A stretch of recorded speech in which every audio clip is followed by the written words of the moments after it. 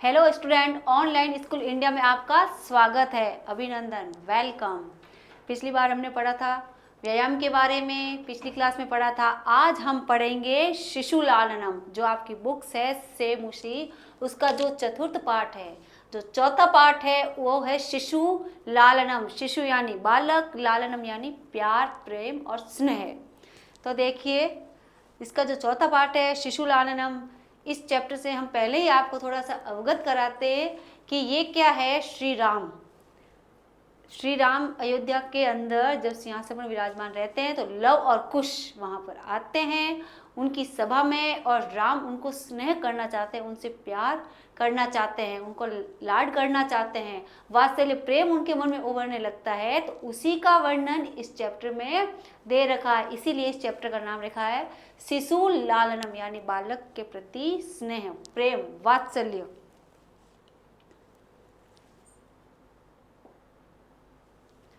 अब देखिए,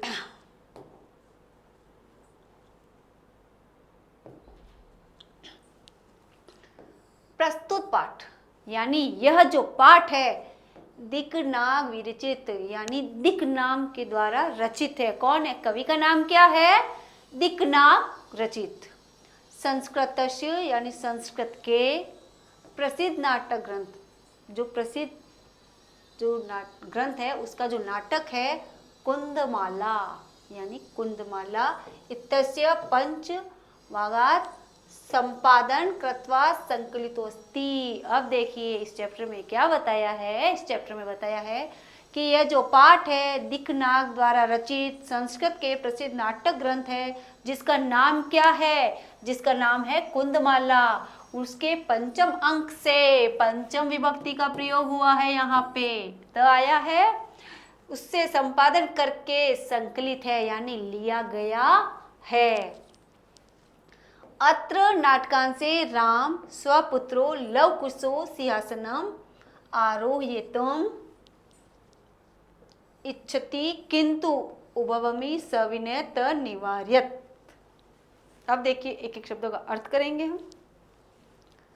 अत्र यानी यहाँ, नाटकांशे यानी नाटक में, यहाँ नाटक में, राम यानी राम, स्वपुत्रो यानी अपने दोनों पुत्र, लव कुश, लव और कुश, सिंहासनम यानी सिंहासन पर, आरोहयतम यानी बिठाने की, इच्छति यानी इच्छा करते हैं, किंतु यानी परंतु, उभवमी सविनय त निवार्यत, वो उभवत यानी खड़े रहने का आग्रह करते हैं। क्या करते हैं? वो कहते हैं हम सिंहासन पर नहीं बैठेंगे, हम खड़े ही ठीक है।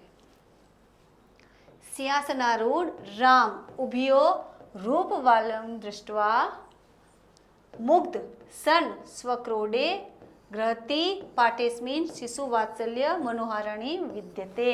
अब देखिए बेटा क्या दे रखा है। सिंहासन आरूढ़ यानी सिंहासन पर विराज, सिंहासन धन आरूढ़ यानी सिंहासन पर बैठे हुए जो राम है, वो क्या करते हैं, ये जो दोनों बालक उभय यानी जो दोनों बालक है उनके रूप और सौंदर्य को देखकर, रूप लवण्यता दे रखा है, रूप लवण्यता यानी क्या होता है, उनके रूप और सौंदर्य को दृष्टवा यानी देखकर, मुग्ध यानी मुग्ध हो जाते हैं, प्रसन्न होते हैं, मनोहारी हो जाते हैं, सन स्वक्रोडे ग्रहणती, और वह अपनी गोद में, स्वक्रोडे यानी अपनी गोद में बिठाते हैं। पाठेस्मिन् यानी इस पाठ में, शिशु वात्सल्य से यानी शिशु का जो वात्सल्य है, शिशु वात्सल्य का यानी शिशु के प्रति जो लाड है उसका, मनोहारी यानी मन को हर लेने वाला वर्णन विद्यते, वर्णन दिया है। अब देखिए बेटा ये जो चैप्टर है शिशु लालनम, इसमें क्या दे रखा है कि जो श्री राम है सिंहासन पर बैठे हैं और जो राम लक्ष्मण आते हैं तो उनको सिंहासन पर बैठने का आग्रह करते हैं, लेकिन वो क्या करते हैं, मना कर देते हैं। तब क्या कहते हैं, श्री राम उनको अपने गोदी में बिठा देते हैं। और ये जो पाठ है ये किसके द्वारा लिखा है? दिक्नाग द्वारा रचित है, कवि दिक्नाग द्वारा रचित है। और ये जो प्रसिद्ध नाटक है, आया समझ में, ये नाटक है पूरा, ये नाटक रचा गया है जिसके अलग अलग पात्र होंगे। और ये कुंदमाला है, कुंदमाला का जो कुंदमाला नाम का जो नाटक है उसके 5वें अंक से संपादन करके लिया गया है। जब आप इसकी सप्रसंग व्याख्या करेंगे तो आप क्या लिखेंगे, प्रस्तुत पाठ अस्माकं पुस्तकम, संस्कृत से अस्माकं पुस्तकम कौन सी, शेमुसी संकलित, यानी उससे लिया गया है। कौन से, प्रसिद्ध नाटक कौन सा, कुंदमाला के पंचम अंक से। आया बेटा समझ में। अब देखिए ये सारा जो चैप्टर है ये अपना थोड़ा सा पाठ परिचय होता है। अब आगे आपको ये पता चल गया ये एक तरह का नाटक है, इसके कवि कौन हो गए, कौन से नाटक से लिया गया है, ये सारा हमने समझ लिया है। अब देखिए सिंहासनस्थ राम, सिंहासन पर श्री राम विराजमान है, यानी श्री राम सिंहासन पर बैठे हैं। तत् प्रविशत, क्या है, उस प्रवेश होता है, विदूषके नोपदिश्य मान मार्गो तापसो कुशलवो। अब देखिए बेटा थोड़ी पेचीदा है लेकिन एकदम समझ आ जाएगी। क्यों, क्योंकि हमने तो लव कुश जो है हमने वो देख रखा है रामायण के अंदर, तो ये लिखा हुआ था क्या हुआ, लेकिन वो जो दृश्य है, वो जो नज़ारा है हमारे सामने घूम रहा है कि किस प्रकार उनका प्रवेश होता है सभा में। तो अब क्या है, सभा में उनका प्रवेश हुआ है। किनका, लव और कुश। लव कुश कौन थे, श्री राम के दो पुत्र जिनको सीता ने वन में जन्म दिया था। अब देखिए सिंहासनस्थ राम, सिंहासन पर श्री राम विराजमान हैं। तत्प्रविशत विदूषक, तभी विदूषक का, तब विदूषक का प्रवेश होता है और वो क्या कहते हैं, वो विदूषक का प्रवेश होता है। उनके द्वारा जो मार्ग बताया गया, दे रखा ना, दिश्यान मार्गेन, यानी उनके द्वारा जो मार्ग दिखाया गया, तापसो कुशलो, और जो तपस्वी लव और कुश है वो प्रवेश करते हैं। विदूषक के द्वारा जो मार्ग बताया गया उसके द्वारा, उसके रास्ते तपस्वी लव और कुश सभा में प्रवेश करते हैं। किनके सामने, श्री राम के सामने।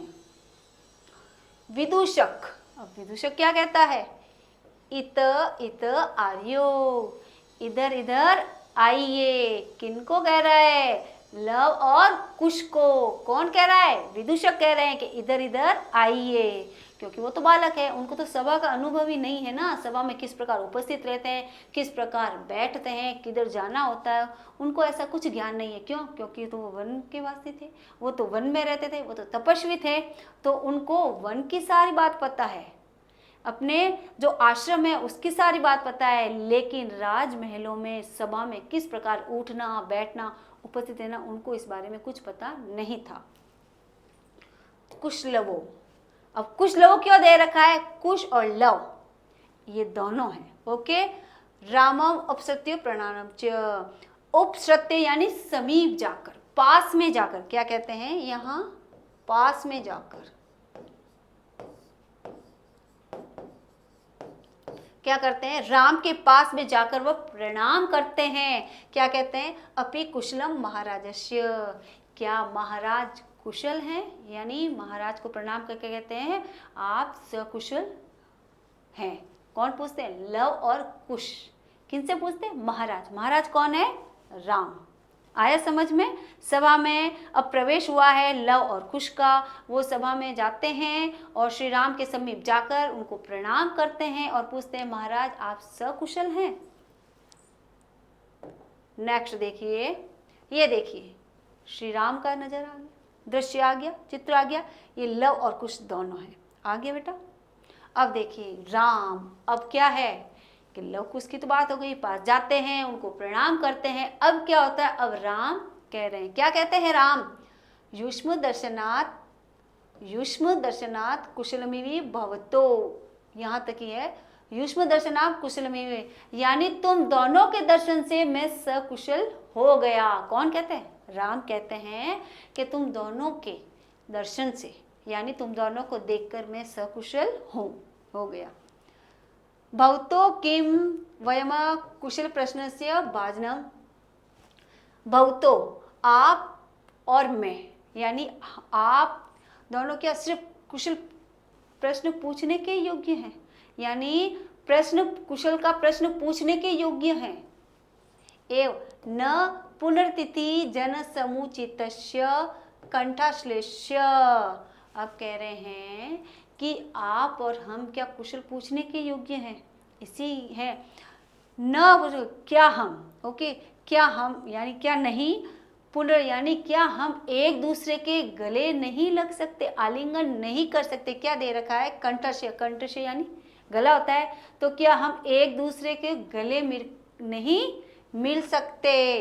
परिवश्य यानी गले मिलना होता है। अहो हृदय ग्रामी स्पर्श, क्या हम हृदय स्पर्श नहीं कर सकते। हृदय स्पर्श यानी आलिंगन करना, गले लगना। तो राम क्या कह रहे हैं कि हम एक दूसरे के क्या कुशल बस प्रश्न पूछने के लायक ही है, क्या हम गले नहीं मिल सकते, आलिंगन नहीं कर सकते, हृदय स्पर्श नहीं कर सकते।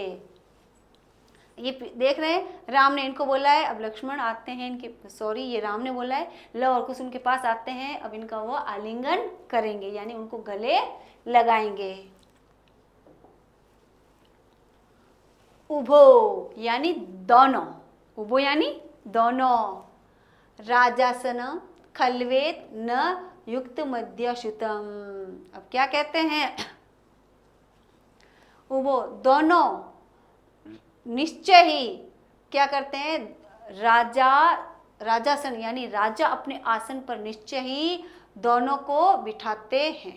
क्या करते हैं, राजा क्या करते हैं, उन दोनों को ही अपने सिंहासन पर बिठाने को कहते हैं कि बैठिए। लेकिन राम क्या करते हैं, राजस खलवेत न युक्त मध्यम, राजा उनको क्या करते हैं बेटा, आसना दुर्म प्रवेशित है, यानी क्या करते हैं, देखिए ये नीचे दे रखा है जो हम भूल गए, जिसको देखना जरूरी है। आसना दुर्म प्रवेशिति, उन दोनों को पर क्या करते हैं, राज सिंहासन पर बिठाने को कहते हैं कि राज सिंहासन पर बैठ जाइए। क्योंकि जो हमने जब हम आगे चले गए तो वो वाक्य क्या है, वो वाक्य इस वाक्य के बिना पूर्ण नहीं होगा, इसलिए हमें इसका अर्थ समझना जरूरी है। क्या है, आसनार्धम पुवेश्यति, आसन पर आप बैठिए, राजा के आसन पर बैठने का आग्रह कर रहे हैं। कौन, राम, किसको, लव और कुश को। अब देखिए उभो दोनों क्या कहते हैं राजा से, राजासनम खलवेत न युक्त मध्याश्रितम, क्या कहते हैं, जो राजा का निश्चय ही जो राजा का आसन है हम उस पर बैठने नहीं बैठेंगे, जो राजा का आसन है हम उस पर बैठना उचित नहीं समझते। कौन कह रहे हैं, लव और कुश कह रहे हैं कि जो राजा का आसन है उस पर बैठना उचित नहीं जानते। ओके, तो राम क्या कहते हैं, स्वविधान न चरित्र लोपाय तस्मादकम, क्या है कि यदि आप बैठ जाएंगे तो आपका चरित्र का लोप नहीं हो जाएगा। लोप यानी आपका जो शिष्टाचार है वो गायब नहीं होगा, यही रहेगा, इसमें कोई व्यवधान नहीं आएगा। स्वेदवधान न चरित्र लोपाय, यदि आप तस्मादकम, यदि आप इसके ऊपर बैठ जाते हैं तो आपका जो चरित्र है उसका लोप नहीं होगा, उसमें कोई भी व्यवधान नहीं आएगा। व्यवहितिम मध्यस्था सिंहासनम, क्या करते हैं, अब वो क्या करते हैं, उनको अपने पास बिठा लेते हैं, यानी आप यहाँ बैठ जाइए, इसमें कोई भी आपके क्या है, आपके जो चरित्र है उसका लोप नहीं होगा। अंक मुपवेशति, अब वो क्या करते हैं, वो अपने उनको गोदी में बिठा लेते हैं। कौन, अंकु मुपवेशति, अब वो क्या करते हैं, उनको अपनी गोदी में बिठा लेते हैं। कौन, श्री राम। उभो अनिच्छा नाट्यत, अब कहते हैं कि वो अपनी अनिच्छा जाहिर करते हैं, यानी हम नहीं बैठना चाहते। राजन अल्पमति दाक्षा, यानी वो क्या कहते हैं कि अब हम यहाँ बैठना नहीं चाहते। क्यों नहीं बैठना चाहते हैं, क्योंकि वो तपस्वी है। क्या है बेटा, वो तपस्वी है, और जो तपस्वी होते हैं वो वन में भ्रमण करते हैं, वो मृगशाला पर बैठते हैं। आया समझ में, वो वृक्ष की छाया में बैठ जाएंगे, लेकिन वो क्या है, सिंहासन पर आसन नहीं ग्रहण करते। क्यों, क्योंकि उनके गुरु का आदेश होता है। जो तपस्वी लोग होते हैं वो हमेशा तपस्वी वस्त्रों में ही रहते हैं, और क्या करते हैं, हमेशा अपने मृगशाला पर या वृक्ष के नीचे ही बैठते हैं। अलमति दाक्षणे, यानी अत्यधिक संस्कारी हो, अत्यधिक समझदार हो। कौन कहता है, लेकिन यहाँ क्या दे रखा है, अलमादिता क्षणे, यानी अत्यधिक उदारता मत करिए। कौन कह रहे हैं, दोनों कह रहे हैं अनिच्छा नाट्यत, यानी वो दोनों अनिच्छा जाहिर कर रहे हैं, हमको सिंहासन पर नहीं बैठना है। राजन, हमें इस पर नहीं बैठना है।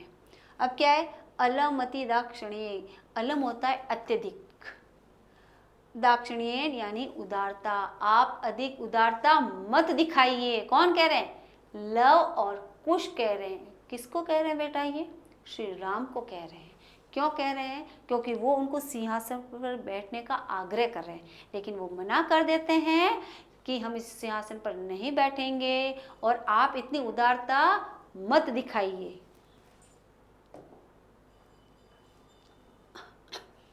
राम अलमति शालिनी तया, अब क्या करते हैं, अत्यधिक शालीनता के साथ। तो क्या कहते हैं, अब राम कहते हैं शालीनता के साथ, भवती शिशुजनो वयोनुराद गुण महतामपि लालनीयम एवं व्रजति हिम करोपि बाल भावात पशुपति मस्तक केतक छदवा। वो जब सिंहासन पर बैठने के लिए मना कर देते हैं जो नन्हे बालक होते हैं, तो क्या होता है, वो कहते हैं महाराज इतनी उदारता आप मत दिखाइए। तब राम शालीनता पूर्वक, अत्यधिक शालीनता पूर्वक क्या कहते हैं, लव और कुश को एक श्लोक के माध्यम से क्या कहते हैं कि आप लोग जो शिशु हैं वो क्या है, जो आप उम्र के अनुसार, यानी आप क्या हैं, आप अपनी उम्र के अनुसार अल्पायु हैं, यानी आप जो बालक हैं वो क्या है, अल्पायु के हैं, उम्र में आप अल्पायु के हैं। गुण महतामपि लाल्यनि एवं। अब देखिए पहले इस पंक्ति का हम दोनों पंक्ति का साथ अर्थ कर लें, यानी कहते हैं जो गुणवान और जो महान लोग होते हैं वो क्या करते हैं, जो अल्पायु के जो बालक होते हैं, जो उम्र में कम होते हैं, ऐसे बालक क्या होते हैं, अपने स्नेह के कारण, अपने व्यवहार के कारण लालयित होते हैं, यानी लाड़ के योग्य होते हैं। कौन कह रहे हैं, श्री राम कह रहे हैं कि गुण और जो महत्व जो लोग होते हैं वो क्या करते हैं, जो बालक है जो अल्पायु में यानी कम उम्र का होने के कारण भी वो लाड़ के योग्य है। अर्थात आप लाड़ के योग्य, आप अल्पायु हुए तो क्या हुआ, आप लाड़ करने योग्य हो। जो गुणवान और महान लोग होते हैं वो क्या कहते हैं, अल्पायु के भी होते हैं, लेकिन वो क्या होते हैं, लाड़ करने योग्य होते हैं। कैसे, उदाहरण दिया है, व्रजति हिम करोपि बाल भावात पशुपति मस्तक केतक छदत्वम। अब देखिए व्रजति यानी प्राप्त होता है, आया समझ में। हिम करोपि यानी हिमालय नहीं कह सकते, चंद्रमा, क्या कहेंगे, चंद्रमा। बाल भावात यानी अपने बाल स्वभाव के कारण, पशुपति कहते हैं महादेव, मस्तक यानी उनके मस्तक पर, केतकी मच्छद यानी केतकी के फूल की तरह लगा हुआ है। अब देखिए केतकी के फूल की जगह उसे प्राप्त हुआ है। अब देखिए इस पंक्ति का कैसे होगा, इस पंक्ति का होगा कि अपने बाल भाव के कारण, बाल हट्टी भाव के कारण ही जो चंद्रमा है वो महादेव के मस्तक पर जुड़े में क्या है, जुड़े में केतकी के फूल के जगह उसको क्या है, स्थान प्राप्त हुआ है। किसको, चंद्रमा को। आया समझ में बेटा। अब देखिए, अब वो चंद्रमा है उसकी तुलना किससे कर रहे हैं, लव और कुश से। अब इस पूरे श्लोक का आप अर्थ देखिए, इस पूरे श्लोक का अर्थ है कि अल्पायु होने के कारण भी जो बालक होते हैं, जो गुणवान और महत्व होते हैं, वो लाड़ के योग्य होते हैं। जिस प्रकार चंद्रमा अपने बाल स्वभाव के कारण ही महादेव के मस्तक पर उनके जुड़े में केतकी के फूल की जगह अपना स्थान प्राप्त करता है, उसी प्रकार क्या है, बालक भी लाड़ करने योग्य है, यानी आप भी कुछ ऐसे ही हैं। आया समझ में इस श्लोक का। अब ऐसे इसमें पूछ सकते हैं, ये श्लोक दे दिया, इसमें बताइए किसका महत्व बताया है, तो इसमें देखिए चंद्रमा का भी महत्व बताया, या ऐसे कह सकते हैं जो शिशु है उसको किससे कंपेयर किया, किससे तुलना की है, चंद्रमा से की है। अब देखिए राम, उन्होंने बता दिया। अब राम क्या कहते हैं, एष भवतो सौंदर्यवलोको जनित, सौंदर्यावलोक यानी सौंदर्य को देखकर, जनितेन कौतूहल, लोगों के कौतूहल को यानी शोर शराबे के कारण मैं पूछ रहा हूँ, क्षत्रिय कुल पितामहो सूर्यचंद्रयो को वा भवतो वर्षस्य कर्ता। अब देखिए, अब क्या है, राम उनसे पूछना चाह रहे हैं वो कौन से वंशज के हैं। राम कहते हैं एष भवतु, आपके, ये जो आपका है, ये आपके सौंदर्य को देखकर और लोगों के कौतूहल को देखकर मैं पूछता हूँ, क्या क्षत्रिय कुल पितामह, क्या आप क्षत्रिय कुल के हैं, और क्या आपके पितामह यानी पूर्वज सूर्य चंद्रों को वा भरतो वंशज, क्या सूर्य चंद्र के वंशज हैं, यानी आप क्या सूर्य चंद्रमा के वंशज है, यानी आपका वंशज कौन है, आपका वंश करने वाला कौन है, यानी आपको जन्म देने वाला कौन है, आपको पैदा करने वाला कौन है, आप क्या क्षत्रिय कुल के हैं, आपके पूर्वज क्या सूर्य और चंद्रमा के वंशज के थे, आपके वंशज कौन थे, अर्थात आपको पैदा करने वाला कौन है, आपका जन्मदाता कौन है। कौन पूछ रहे हैं, श्री राम पूछ रहे हैं। लव, अब लव क्या कहता है, भगवान शस्त्र दधीति। अब देखिए, हजारों किरणें फैलाने वाले सूर्य देव, उन्होंने बता दिया उनका जन्मदाता कौन है, वो कौन से वंशज के हैं, वो सूर्य वंशज के हैं, क्योंकि दधीति अर्थात सूर्य, वो कह रहे हैं हजारों किरणें फैलाने वाले भगवान सूर्य है, हम उनके वंशज है। राम कथमस्म तस्ममानान बीजनो संवृतो। अरे वाह भाई, आप हमारे अनुरूप ही हैं, हमारे समान ही हैं, हमारे वंशज के समान ही हैं। चलो भाई ठीक है, आप क्या है, हमारे वंशज के समान हैं। विदूषक, अब विदूषक क्या कहता है, किम द्वयोरपेक्यमेव प्रतिवचनम। द्वयोमुखे, क्या तुम दोनों का एक ही वचन है, एक ही उत्तर है, किसको, लव और कुश को, दोनों को पूछ रहे हैं। अब जवाब तो एक ही नहीं दिया ना, लेकिन वो दोनों को पूछ रहे, क्या तुम दोनों का उत्तर एक ही है। लव भ्रातार्वा सहोदर्याय, हम दोनों भाई हैं, सहोदर हैं। राम क्या कहते, समरूप समान रूप, शरीर सग्निवेश, शरीर की सुगठित, यानी शरीर को दोनों के एक समान गठित, वयस्तु, और दोनों की क्या है, समान उम्र है, न किंचित दत्रम, इसमें कोई भी संकोच नहीं है, यानी ऐसा कुछ भी नहीं है।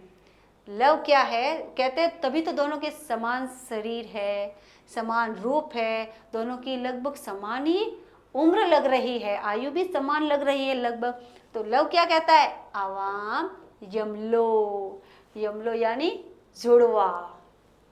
यमलो का क्या मतलब है, फिल्म है ना यमला पगला दीवाना। अब पता चला ये जो यमला शब्द है वो संस्कृत का शब्द है। अब आप देखिए संस्कृत के शब्द कहाँ कहाँ प्रयोग लिए जाते हैं। आप बहुत बार बोलते हैं यमला पगला दीवाना, यमला पगला दीवाना, लेकिन आपको यही नहीं पता यमला का अर्थ क्या होता है। तो संस्कृत से डरने की तो जरूरत है ही नहीं, क्योंकि संस्कृत के काफ़ी शब्द ऐसे होते हैं जो आप फिल्मों में, गानों में, शास्त्रों में, आरती में, पूजा में, अपने घर पे प्रार्थना में आप बोलते रहते हैं। तो संस्कृत बेटा इतनी हार्ड नहीं है, इतनी मुश्किल नहीं है। तो देखिए यमलो, यमलो कहते हैं, आपको याद आ गया होगा। तो यमलो का मतलब है जुड़वा। लव आवाम यमलो, लव कहता है हम दोनों क्या है, जुड़वा हैं, ट्विंस हैं। लव, लव ने क्या बोला कि हम दोनों जुड़वा हैं। राम समृक्ति युजते किम नाम में देवम। अब कह रहा है संप्रति, चलो भाई ठीक है। राम क्या कहते हैं, ठीक है, युजते चलो आप ठीक है, किम नाम देव, क्या नाम है। अब चलो वंशज का बता दिया, जुड़वा बता दिया। अब जैसे जैसे आगे वार्तालाप चल रही है, अब राम कहते हैं आपका क्या नाम है। लव कहते हैं आर्यस्य वंदनाया लव इत्यन्मानाम श्राव्यामि। आर्यस्य वंदनाया यानी आर्य के चरणों में मैं वंदन करता हूँ, मेरा नाम लव है। यानी लव क्या कहता है कि लव है, आपको मैं वंदन करता हूँ। कुश निर्देशयति, और कुश की ओर इशारा करते हुए, आर्योपी गुरु चरण वंदना, और कुश की तरफ इशारा करते हुए, ये कुश है, और वंदना करते हुए यानी उनका करते हुए। फिर कुश कहता है, लव ने बता दिया तो क्या हुआ, अब वो क्या करता है, मतलब कि जब हम किसी को कहते हैं कि मेरा नाम ये है और ये, तो वो अपना परिचय खुद देंगे, हम इशारा कर देते हैं क्योंकि उनके भी मुख है। किसी की आदत होती है सब कोई नाम बता देना, ना, ये क्या है, ये शिष्टाचार नहीं है। शिष्टाचार है हम अपने बारे में बता दें और जो आपके पास है जिसका परिचय पूछा जाएगा वो स्वयं बताएगा। कुश क्या कहता है, कुश कहता है अहमपि कुश इत्यात्मान श्राव्यामि, यानी मैं भी कुश, आत्मा आपको क्या करता है, मेरे को भी कुश नाम से कहते हैं, मैंने भी ऐसे ही सुन रखा है। राम क्या कहते हैं, अहो, आश्चर्य से, उदारतम्य समुदाचार, अरे वाह कितने उदार है, कितने शिष्टाचार है, कितना सदाचार है। आश्चर्य करते हैं राम कि वाह कितनी उदारता है, कितना शिष्टाचार है, कितना सदाचार है। किम नाम देयो बहुतो गुरु, अब देखिए धीरे धीरे वार्तालाप आगे चलिए, परिचय हो रहा है। पहले कौन से वंशज के हैं, आपका क्या नाम है, अब वो तपस्वी वेश में है तो फैक्ट है माता पिता का नाम नहीं पूछेंगे, पहले गुरु का नाम पूछा जाएगा। श्लोक भी है ना, दोहा है ना, गुरु गोविंद दो खड़े काके लागू पाए, बलिहारी गुरु आपने गोविंद दियो बताए। तो अब देखिए गुरु का नाम पूछ लिया है, क्या कहते हैं, किम नाम देयो भवतो गुरु, आप दोनों के गुरु का क्या नाम है, कौन पूछ रहे हैं, श्री राम पूछ रहे हैं लव और कुश से कि आप दोनों के गुरु का क्या नाम है।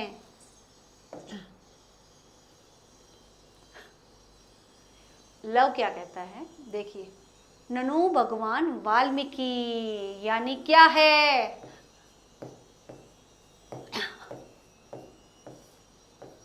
प्रचेता पुत्र,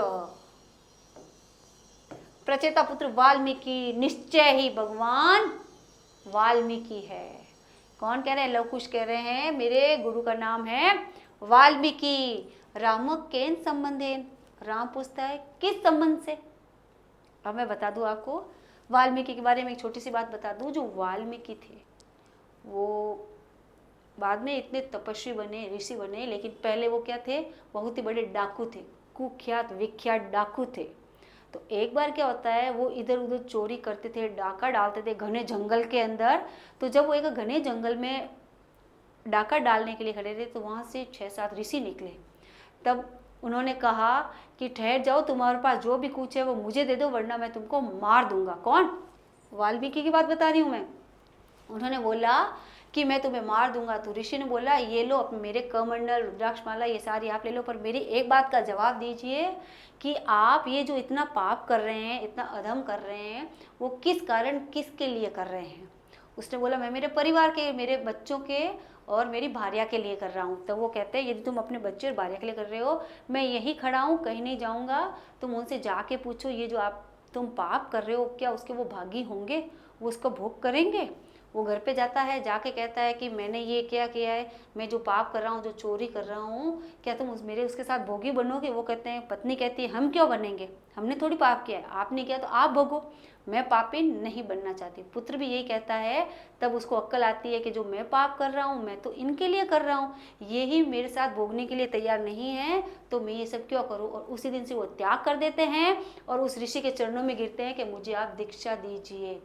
तो गुरु कहते हैं तुम यहीं पे बैठ के आप तपस्या कीजिए, मैं वापस आऊँगा तब देखूंगा। तब उसी जगह पे वृक्ष के नीचे क्या करते हैं, वो तपस्या करते हैं। और तपस्या करते जब वह ऋषि वापस निकलते हैं वहाँ से तो देखते हैं कि जो इतना विख्यात डाकू था उसके क्या है, चींटियों ने पूरे शरीर पे बिंब बना लिया है। वाल्मीकि कहते हैं जो बिंब होता है ना बेटा उसको कहते हैं, इसी कारण उनका नाम पड़ा वाल्मीकि।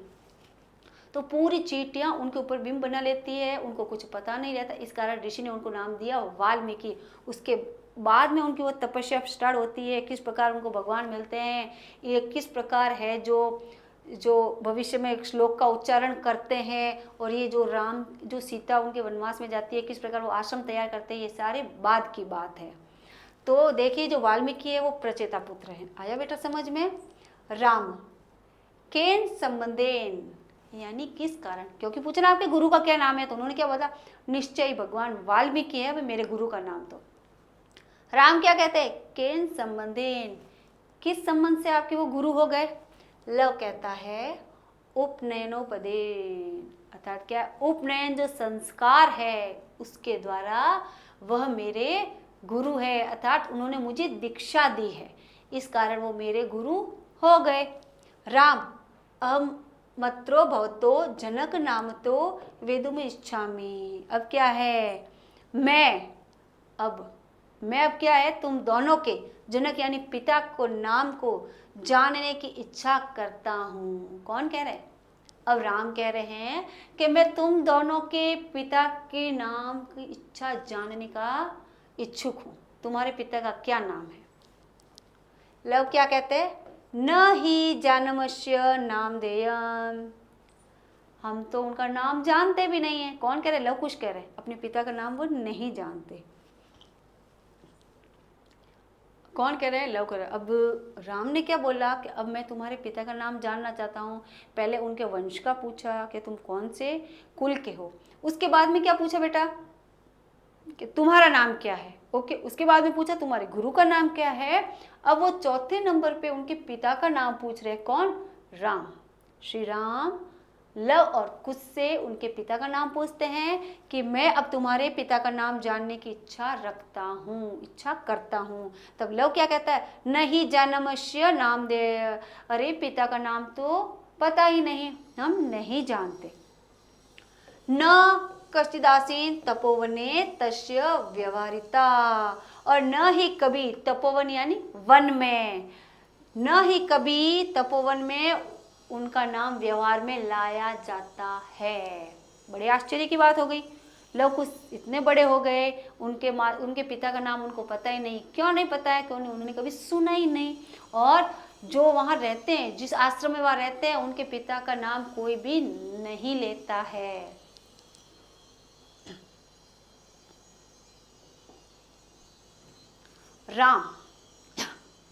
राम कहते हैं अहो महात्मान। अरे वाह, बड़ा महान आश्रम है, बड़ी महानता की बात है। कुश जानाम्यम तस्य नामधेयम्। अब कुश क्या कहते हैं? हाँ हाँ, मैं नाम जानता हूँ, उनका नाम जानता हूँ।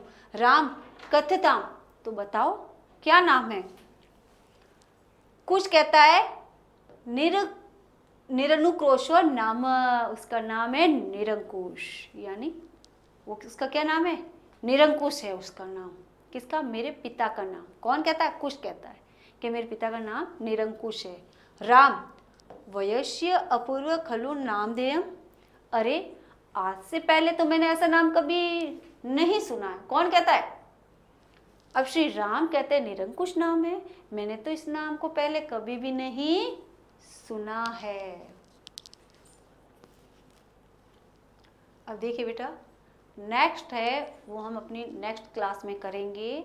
अभी के लिए इतना बहुत है। यदि आपको इससे संबंधित कोई जानकारी चाहिए तो आप प्ले ऑन में जा सकते हैं और आप ये वीडियो देखते रहें। जो भी समझ में नहीं आए आप मेरे पिछले वाले वीडियो देखें और इसी को भी देखते रहिए। जो भी आपकी दिक्कत है, प्रॉब्लम है, आपके परेशानी है, वो आप प्ले ऑन में देख सकते हैं।